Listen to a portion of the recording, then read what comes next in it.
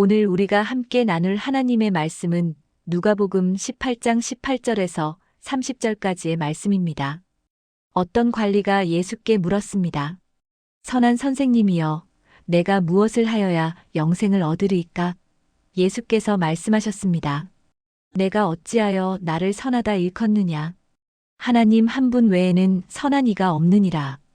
내가 계명을 안 하니 간음하지 말라, 살인하지 말라, 도둑질하지 말라, 거짓 증언하지 말라, 부모를 공경하라 하였느니라.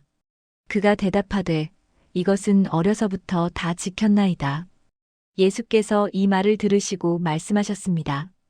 내게 아직도 한 가지 부족한 것이 있으니 내게 있는 것을 다 팔아 가난한 자들에게 나눠주라.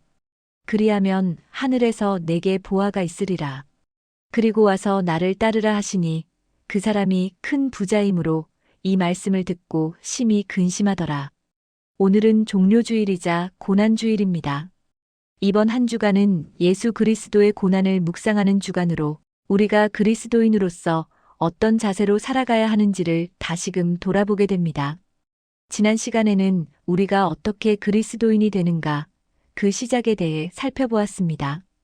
우리의 몸과 시간, 환경, 조건, 소유 모든 것이 다 주님으로부터 왔으며 주님의 것임을 고백할 때부터 우리는 진정한 그리스도인이 된다는 말씀을 나누었습니다. 오늘은 그리스도인이 된 이후 우리가 이 신앙의 여정을 어떻게 살아가야 하는가를 함께 생각해 보려 합니다. 우리의 신앙은 항상 흔들림 없이 견고하게 유지되면 좋겠지만 현실은 그렇지 않습니다. 세상 속에서 우리는 수많은 유혹과 시련 앞에 흔들립니다. 그러나 끝까지 믿음을 지키며 완성된 그리스도인의 삶을 살아가기 위해 우리에게 필요한 것이 무엇인지 말씀 속에서 찾아보려 합니다. 먼저 믿음의 선배들이 말한 그리스도인의 삶에 대한 정의를 들어봅니다. 종교개혁자 장 칼뱅은 이렇게 말했습니다. 그리스도인의 삶은 하나님의 영광을 위하여 자기를 부인하는 삶이다. 짧지만 핵심적인 말입니다. 그리고 마틴 루터는 이 말을 조금 더 구체적으로 풀어 설명했습니다. 믿음으로 의롭게 된 자가 감사함으로 이웃을 섬기는 삶. 이것이 곧 그리스도인이 살아가는 모습이라고 말했습니다. 그러나 이 말들도 여전히 추상적으로 느껴질 수 있습니다. 그래서 오늘날 많은 신학자들과 목회자들이 이 삶을 더 현실적으로 풀어 설명해 왔는데 그 중에서도 디트리히 보네퍼 목사의 말이 가장 본질을 꿰뚫고 있다고 생각됩니다. 그는 이렇게 말했습니다. 값싼 은혜를 경계하며 예수의 십자가를 따라 실제의 삶 속에서 책임지고 고난을 당하는 삶. 이 한 문장 안에 그리스도인의 삶의 모든 본질이 담겨 있습니다. 값싼 은혜를 경계하라는 말은 믿음을 단순히 기복적 복으로만 이해하지 말라는 뜻입니다. 풍요와 평안만을 축복으로 여기는 신앙을 버려야 합니다. 예수의 십자가를 따른다는 것은 우리의 삶의 원동력이 세상의 욕망이 아니라 십자가여야 한다는 뜻입니다. 내 발을 움직이는 힘, 내 손을 행동하게 하는 이유, 내 입이 말하게 하는 중심이 오직 십자가여야 합니다. 그리고 그 믿음은 실제 삶 속에서 드러나야 합니다. 추상적 신앙이 아니라 매일의 삶 속에서 그리스도의 향기를 전하며 살아가야 합니다. 마지막으로 책임지고 고난을 감내하는 삶, 그것이 진정한 제자의 삶이라는 것입니다. 그렇다면 우리는 어떻게 이런 삶을 살아갈 수 있을까요? 무엇이 우리의 마음을 그렇게 단단하게 붙잡아 줄 수 있을까요? 예수님께 나아온 한 부자 청년의 이야기를 통해 그 답을 찾을 수 있습니다. 이 청년은 관리로서 사회적으로도 성공한 인물이었고 율법도 어릴 때부터 성실히 지켜온 사람이었습니다. 게다가 그는 영생에 대해 진지하게 고민하고 있었습니다. 오늘날로 치면 교회에서 모범 신자라 불릴 만한 사람입니다. 그는 윤리적이고 신실하고 부지런한 사람이었습니다. 그러나 예수께서 그에게 내게 있는 것을 다 팔아 가난한 자들에게 나눠주라 하셨을 때 그는 그 말씀을 듣고 심히 근심했습니다. 예수님은 그에게 단순히 재산을 포기하라고 말씀하신 것이 아닙니다. 자세를 요구하신 것입니다.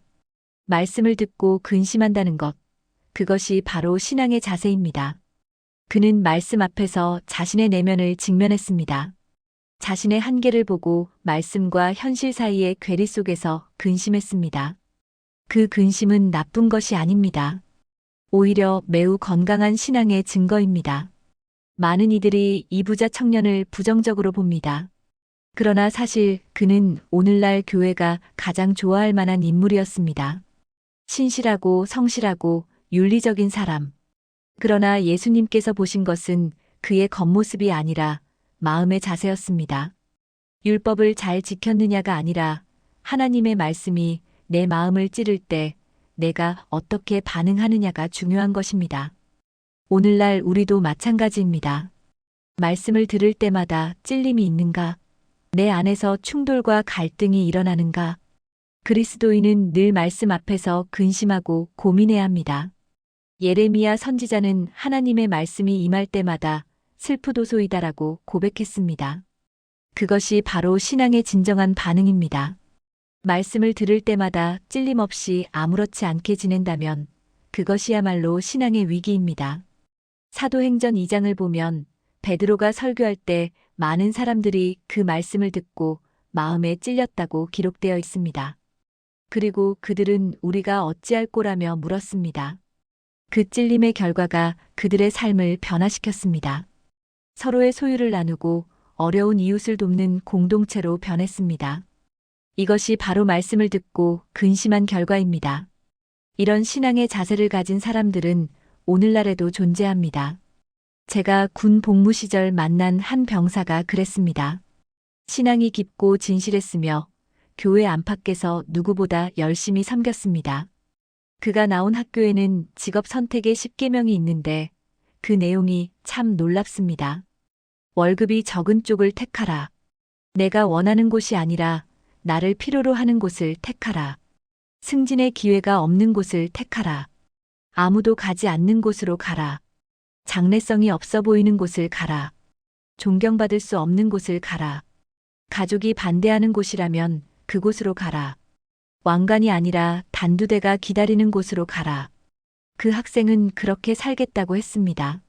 자신이 배운 대로 세상의 기준이 아닌 하나님의 뜻을 따라 힘든 길을 기꺼이 선택하며 살겠다고 했습니다. 그 정신은 바로 복음의 정신과 다르지 않습니다. 결국 그리스도인의 삶이란 말씀을 들을 때마다 흔들리고 고민하고 근심하는 삶입니다. 그 근심이 우리를 변화시키고 고난 속에서도 십자가를 따라가게 합니다. 말씀 앞에서 찔림 없이 평안하다면 오히려 그때가 위험합니다. 말씀은 언제나 우리를 불편하게 하고 우리를 다시 세웁니다. 덴마크의 철학자이자 신학자인 키에르케고르는 진짜 신앙이란 안락한 삶이 아니라 끊임없는 내적 투쟁과 불안 속에서 하나님 앞에 홀로 서는 것이다라고 말했습니다.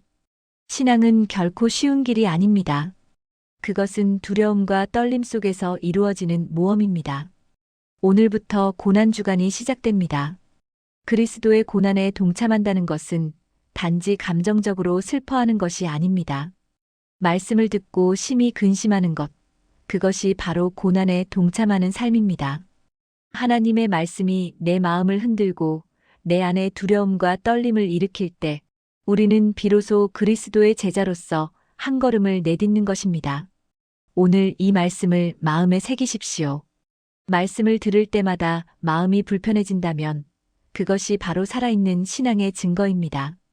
근심하십시오. 고민하십시오.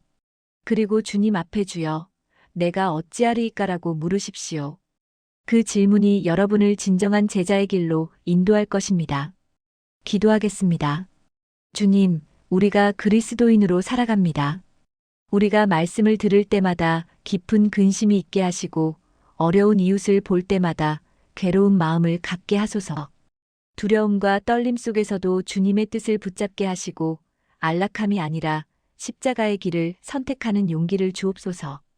예수 그리스도의 이름으로 기도드립니다. 아멘. 오늘도 은혜 가득한 하루 보내시고 보내셨길 바랍니다. 구독과 좋아요는 저에게 은은한 위로가 됩니다.